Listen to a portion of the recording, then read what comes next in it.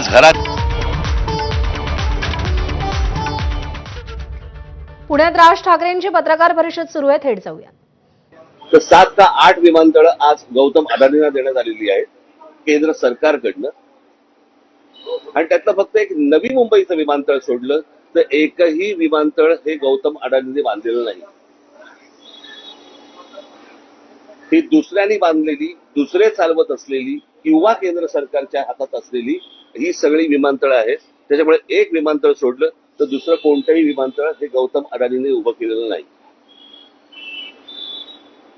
Ports याच्यामध्ये एक Mundra port सोडलं तर जेवढी पोर्ट्स आता त्या गौतम अदानींच्या हातामध्ये आता आहेत त्यातलं एकही पोर्ट हे गौतम अदानींनी स्वतःहून उभं केलेलं पोर्ट नाही. ही दुसऱ्यांची पोर्ट्स होती, त्यांना गन पॉइंट वरती आणून त्यांच्याकडनं ही संपूर्णपणे पोर्ट्स विकत घेतलेली आहेत.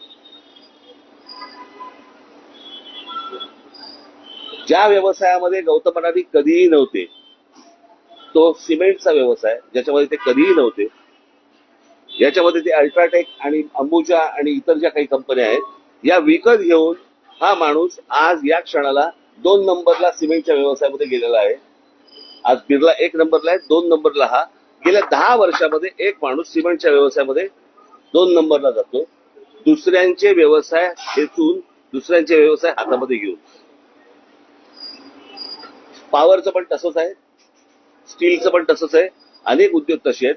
सो मला फक्त मुख्यमंत्र्यांना सांगायचंय की हा विषय हा कोणाच्या ग्रोथचा नाहीये. ग्रोथ कशी होतीये, स्वतः उद्योगपतीची वाढ कशी होतीये, तर ती वाढ मला असं वाटतं समजून घेणं हे गरजेचं आहे. देशातल्या प्रत्येक नागरिकाने समजून घेणं गरजेचं आहे. उद्या हा एकच माणूस या देशाला वेठीस धरू शकतो.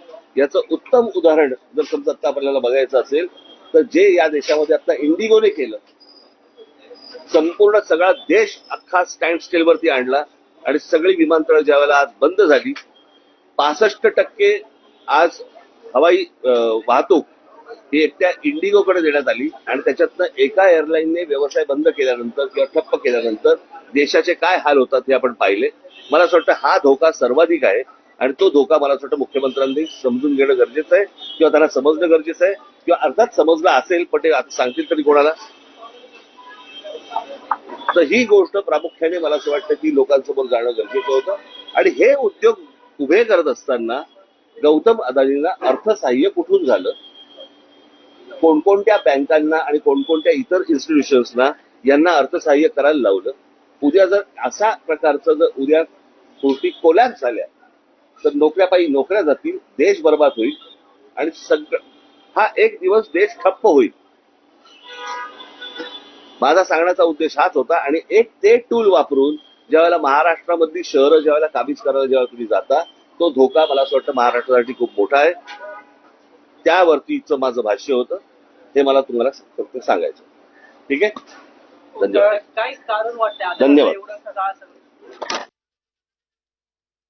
ठाकरेंनी पुण्यामधून पत्रकार परिषद घेतलेली आहे. गौतम अदानींनी केवळ नवी मुंबईचं विमानतळ बांधलं, बाकीची विमानतळं ही इतरांनी बांधलेली आहेत असं राज ठाकरे म्हणालेले आहेत.